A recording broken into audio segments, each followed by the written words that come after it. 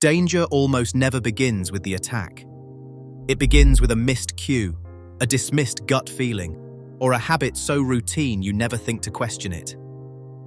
We have identified 13 of these moments, ranked from common to critical, using FBI crime data, criminal psychology research, and the words of convicted predators describing exactly what made them choose one target over another. This is not about living in fear. It is about treating awareness as a measurable, learnable skill that makes you significantly harder to select. The countdown starts at number 13, with a habit so ordinary you are probably doing it right now. Number 13. Phone distraction is the most common and most underestimated situational awareness mistake in public spaces. Walking with your head down, eyes locked on a screen, instantly narrows your field of vision and slows your ability to spot danger. Laboratory studies show that using a phone while moving makes you 4 times slower at detecting threats. This isn't just a statistic. Predators notice. In interviews with incarcerated offenders, Jill Morin reports that phone-distracted women are consistently described as the easiest targets. Ted Bundy himself admitted he looked for women who were preoccupied, saying distraction gave him a window of opportunity.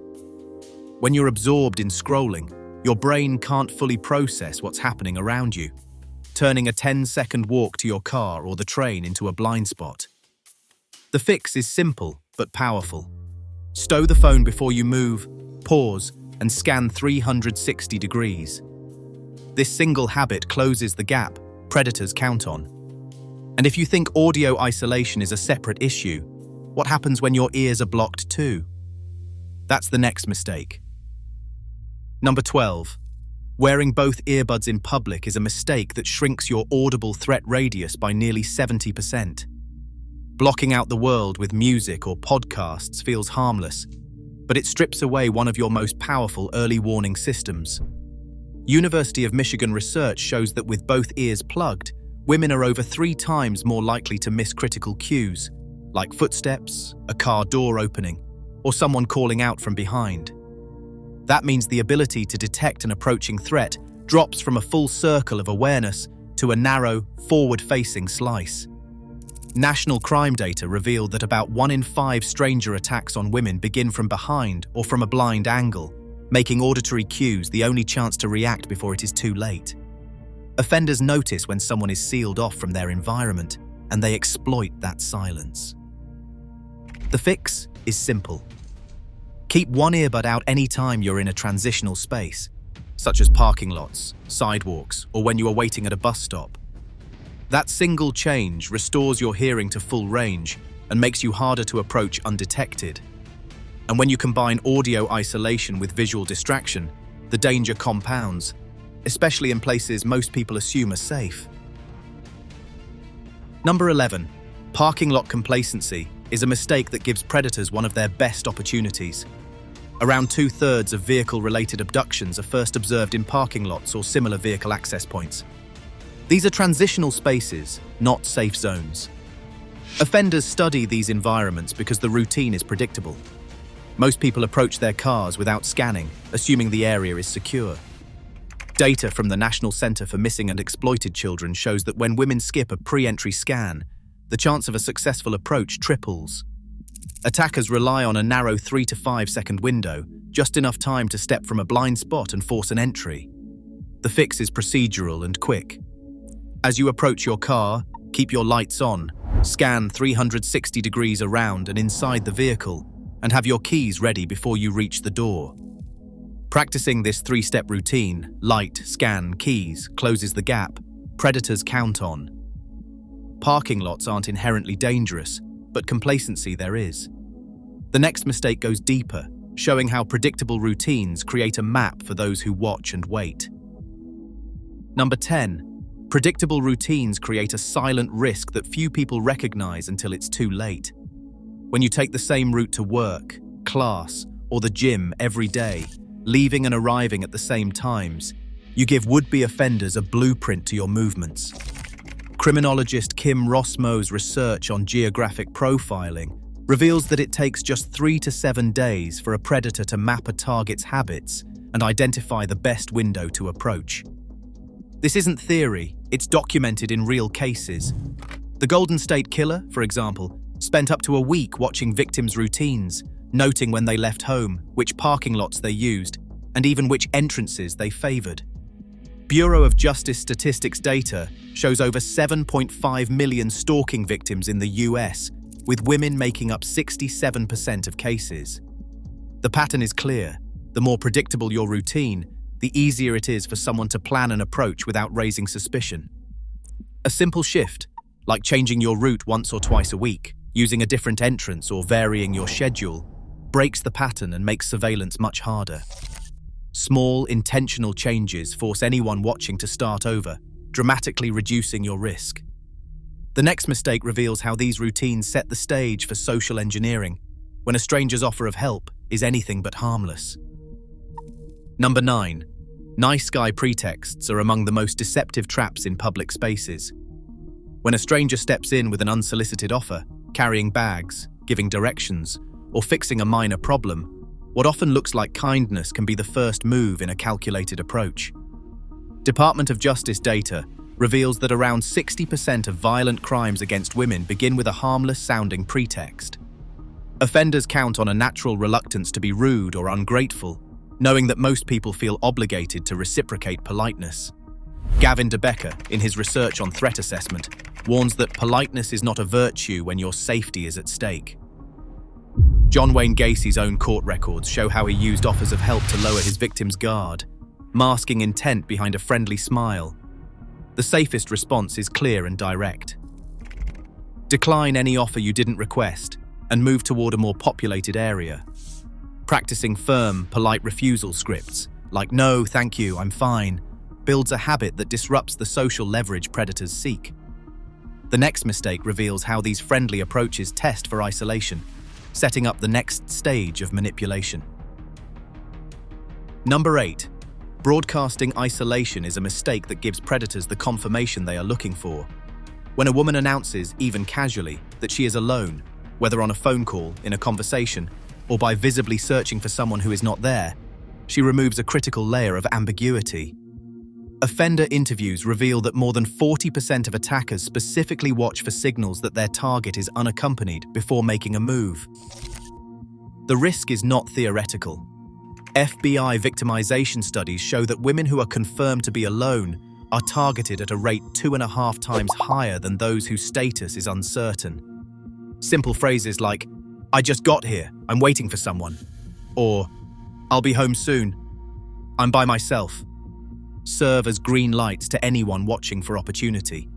Even gestures, like scanning a crowd, hesitating at an entrance, or looking repeatedly at a phone, can tip off a predator. The fix is subtle but powerful. Avoid volunteering your solo status.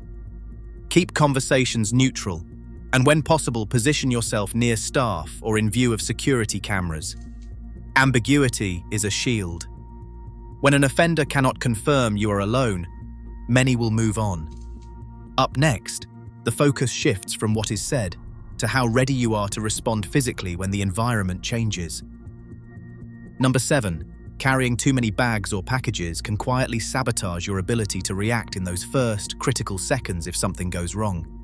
Self-defense research from PPCT management systems shows that when both hands are occupied, juggling groceries, a purse, a coffee, maybe a laptop, your reaction time slows dramatically. The first 3 to 5 seconds of any encounter often determine the outcome. If your hands are full, you lose the ability to block, push away, or even just move quickly. Laboratory drills confirm that the weight and awkwardness of bags reduce escape speed and make it harder to break free from a grab. Offenders notice when someone is physically encumbered. It signals an easier approach and a lower risk of resistance. The tactical fix is straightforward. Before stepping into any public space, pause and redistribute your load. Keep at least one hand free and ready. If you must carry multiple items, use a backpack or crossbody bag to free your arms. This simple shift restores your mobility and keeps you in a position to respond instantly. Physical readiness is the foundation of situational awareness, because the moment you are forced to rearrange your bags, you have already lost precious time. The next mistake digs deeper into how planning ahead can make or break your response window. Number 6. Familiar place bias is one of the most insidious traps for situational awareness. The very places we trust, gyms, campuses, malls, and even local cafes, can lull us into dropping our guard. Environmental psychology research finds that when a setting feels safe and routine, our brains automatically lower their threat detection filters. The numbers are stark. RAIN reports that 37% of rapes occur in locations the victim believed were safe, not in dark alleys or deserted lots. Offenders know this bias well. Interviews with incarcerated predators reveal they watch for women who walk into these familiar spaces without scanning, who appear relaxed and absorbed in routine. This mental complacency creates a window for someone planning an approach. The counter is simple but powerful. Make a habit of entry and exit scans, even in places you visit every day. Pause at the threshold, scan left and right, and take note of who is nearby. This small, practiced habit not only disrupts the complacency offenders rely on, but also primes you to respond faster if something feels off. Physical readiness starts with mental alertness, especially where you feel most at ease. The next mistake explores what happens when planning for safety gets left out of your routine entirely. Number 5. Having no response plan in mind is one of the most costly situational awareness mistakes. When something feels off, or danger suddenly appears, the brain defaults to freeze if it has not rehearsed what to do. Laboratory studies and reaction time experiments show that without a practiced plan, the average person loses 1.5 to 3 seconds just processing what is happening, long enough for an attacker to close distance or block an escape.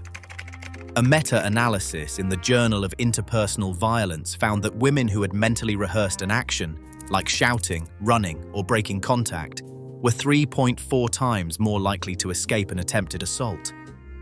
This is not about paranoia, it is about building a mental script for those first critical moments. The most effective habit is a simple 30-second decision drill. Picture yourself in a common public setting, then visualize what you would do if someone suddenly invaded your space. Would you move left or right, speak up, or look for an exit? Repeating this drill even once a week wires your brain for action, shrinking hesitation and boosting your odds of getting away. As you build this mental muscle, the next step is learning to spot and react to threats from angles you cannot see, where most real attacks begin. Number 4. Flanking and mirroring is a tactic that gives predators a critical advantage long before any confrontation. According to FBI behavioral analysis, most attackers position themselves within 50 feet of a target and observe for 45 to 90 seconds, waiting for a lapse in awareness or a predictable move. This window, known as the approach phase, lets an offender mirror your pace, angle, or even your pauses, testing whether you notice their presence. Criminologist Kim Rossmo's research on geographic profiling confirms that offenders use this shadow approach to close distance without raising alarm, often blending into the flow of foot traffic or lingering just out of direct sight. The danger escalates when technology, like checking a phone or adjusting earbuds, signals to the observer that you're not tracking your environment. The most effective counter is a deliberate stop, look, question routine. Pause unexpectedly, scan left and right, and ask yourself, who's been in my orbit for the last minute? This single disruption breaks the pattern offenders rely on, forcing them to reveal their intent or abandon the approach. Real-time detection skills are not about paranoia, they are about shrinking the window of opportunity before it opens. Up next, the focus shifts to how safety technology can sometimes send the wrong signal and what to do instead. Number 3. Using a visible phone as a prop, especially by staging a fake security call, is a mistake that signals uncertainty to anyone watching for vulnerability. Offender interviews and safety app audits reveal a pattern. Nearly 1 in 3 predatory encounters begin with the target visibly holding or interacting with a phone. The logic seems simple. If you look busy or pretend to call for help, you will be left alone. But in practice, this behavior often has the opposite effect. Predators are trained by experience to spot the difference between real confidence and nervous performance. When a woman makes a show of talking into her phone while scanning her surroundings, her body language often leaks anxiety, eyes darting, voice tense, movements hesitant. This pattern is so recognizable that some attackers specifically look for it, interpreting the staged call as a sign that you feel alone or afraid. National Domestic Violence Hotline data shows that 12% of mock call activations are intercepted or recognized by abusers, undermining their intended purpose. The safer habit is to rely on silent, wearable alerts, like a discreet smartwatch press, or to randomize your safety routines so they are not predictable. Practicing a natural, low-profile alert gesture twice a week builds muscle memory and keeps your response invisible to anyone scanning for fear. Up next, the focus shifts from visible tech cues to the subtle signals your body language sends, even when you think you are blending in. Number 2. Body language leakage is one of the fastest ways predators identify a potential target. Research by Grayson and Stein shows that offenders make their selection in as little as 7 seconds, scanning for subtle cues, slouched posture, shuffling steps, darting eyes, or a distracted, inward-focused walk. Inmate interviews reveal that 68% of convicted offenders preferred women who looked unaware or unassertive, those who moved as if they were trying to disappear rather than owning their space. Slumped shoulders and a hesitant stride signal low confidence and low readiness, making it easier for someone to approach without resistance. These cues are so reliable that in controlled experiments, the majority of offenders picked out low-awareness walkers from silent video clips, even when faces were blurred. The fix is immediate and practical. Walk with your head up, shoulders back, and a purposeful stride. If someone closes distance, use a firm, clear voice as a barrier. Say, "Stop right there," while holding steady eye contact. Practicing this posture and vocal drill, even for 30 seconds a day, rewires your baseline from passive to prepared. Non-verbal confidence is visible deterrence. And as you master these outward signals, the final and most powerful layer of defense is learning to trust your own intuition before danger ever materializes. And finally, in first place, ignoring gut feeling stands as the most dangerous situational awareness mistake. Nearly 92% of assault survivors report sensing something was wrong before the attack, yet most dismiss that early warning as paranoia or overreaction. This is not superstition. Criminal psychology research, including Gavin de Becker's model, shows that intuition is really your brain's rapid-fire pattern recognition, picking up on subtle cues your conscious mind has not named yet. Offenders count on this moment of hesitation. They test boundaries, watching for the person who shrugs off a sudden chill, a spike of unease, or an inexplicable urge to change direction. When that signal is ignored, the window for early action closes. RAIN's survivor surveys echo this pattern. Almost every woman who acted on her intuition, by pausing, leaving, or questioning a situation, disrupted the offender's script before it could escalate. The most effective counter is a simple 3-question awareness drill. What am I feeling? What triggered this? What action can I take right now? Practiced regularly, this habit turns intuition into a skill, not just a feeling. Trusting your gut is not about fear. It is about giving yourself permission to act on the earliest warning your body sends. This is the foundation that activates every other safety habit. Across all 13 mistakes, one truth stands out. Risk isn't random. Predators exploit predictable gaps, such as habits, routines, and overlooked cues, long before any crime occurs. That pattern reveals situational awareness is not instinct, but a skill you can build. Every small change makes you statistically harder to target. In public spaces, knowledge and preparation are real power. Stay aware, stay adaptable, and claim your right to move through the world with confidence.